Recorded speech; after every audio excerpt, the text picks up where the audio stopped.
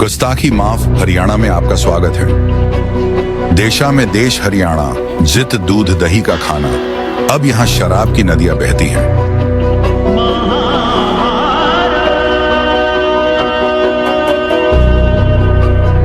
अब हरियाणा दल बदल, परिवारवाद, भारत दर्शन, प्रॉपर्टी माफिया, बिल्डर माफिया, खान माफिया और शराब माफिया के लिए जाना जाता है। हरियाणा में 50 साल से खोजी पत्रकारिता कर रहे पवन कुमार बंसल खोजी पत्रकारिता क्यों और कैसे सहित हरियाणा की राजनीति और गवर्नेंस पर 3 किताब लिख चुके हैं। खुशवंत सिंह, कुलदीप नायर, प्रभाष जोशी, न्यायमूर्ति पीबी सावंत और कपिल देव भी इनकी किताबों की प्रशंसा कर चुके हैं। कलम की ताकत से करप्ट नेताओं और अधिकारियों की टोपी उड़ाते हुए पवन Kumar Bansal.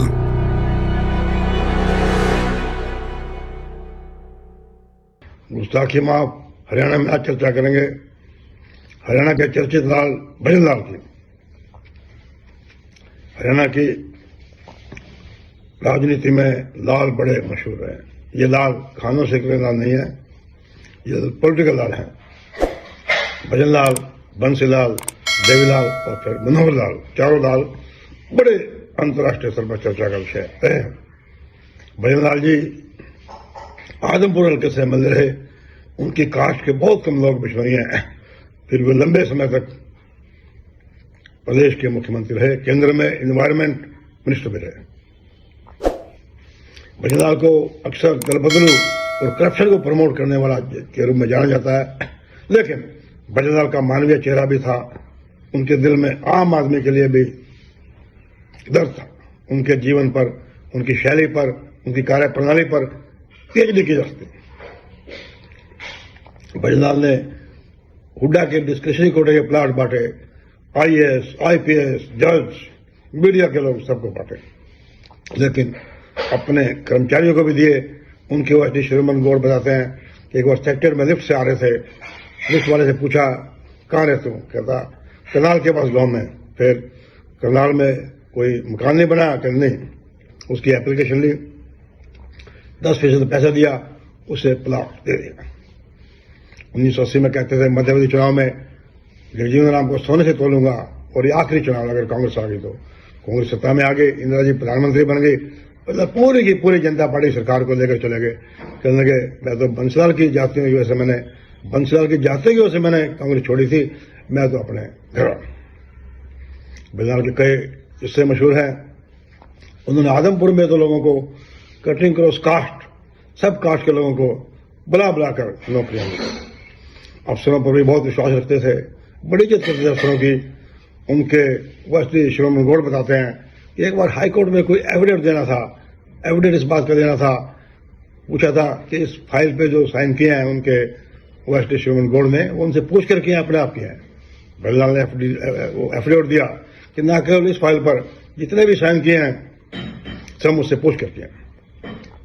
Retired DGP John George बताते हैं कि जब उनका 82 के चुनाव के बाद तबादला करना पड़ा महेंद्रगढ़ से, भजनलाल जी उनको बुलाकर कहा कि मैं पॉलिटिकल आदमी हूं, मेरी मजबूरी है, मजबूरी में आपका तबादला कर रहा हूं।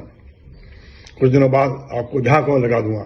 जॉर्ज साहब ने कहा आपका बड़प्पन है, आप वैसे बदल सकते हैं। ऐसे ही भजनलाल के बहुत सारे किस्से मशहूर हैं, चर्चा में हैं। उनके अंदर अपने विरोधियों को पढ़ाने की कला भी थी। एक बार प्रसिद्ध पत्रकार उदयन शर्मा ने उनके भ्रष्टाचार के बारे में, कारनामों के बारे में रविवार पत्रिका में पूरा हमें से विशेषज्ञ निकाला। लास्ट में उन्होंने लिखा कि उनका विरोधी भी उनके पास 5 मिनट बैठ जाए तो वो उनका कायल हो जाएगा, नहीं उसकी आलोचना की डिग्री में फर्क पड़ जाएगा। भजनलाल जी ने प्लाट बांटे डीक्यू के। इस लेखक को भी प्लाट का उन्होंने कहा, जो उसने लेखक ने मना कर दिया, लेकिन बहुत लोगों को उन्होंने, अपने गनमैन को, ड्राइवरों को, ऑल इंडिया कांग्रेस कमेटी के चपरासियों को, सबको प्लाट बांटे। 2005 में 67 विधायक आए उनके नेतृत्व में, लेकिन सोनिया गांधी ने भूपेंद्र सिंह हुड्डा को सीएम बना दिया। तब भजनलाल जी कहते थे अगर मुझे अंग्रेजी आती होती तो मैं इस दौड़ में पीछे नहीं रहता। नरसिम्हा राव की सरकार माइनॉरिटी गवर्नमेंट थी, झारखंड मुक्ति मोर्चा के एमपीज को बढ़ाकर भजनलाल जी ने वो अस्पताल बनवाई, बचाई। भजनलाल जी ने जाटों का दिल जीतने की बहुत कोशिश की। वो कहते थे देखो मैं किसान था, खेती करता था दराती से, मेरे को चोट भी लगी हुई है। और बिश्नोई भी रिकॉर्ड में जाट ही होते हैं, लेकिन जाटों ने उन्हें अपना नहीं माना, तो फिर जाट नॉन जाट की राजनीति होने लगी। भजनलाल गैर जाटों के नेता बन गए।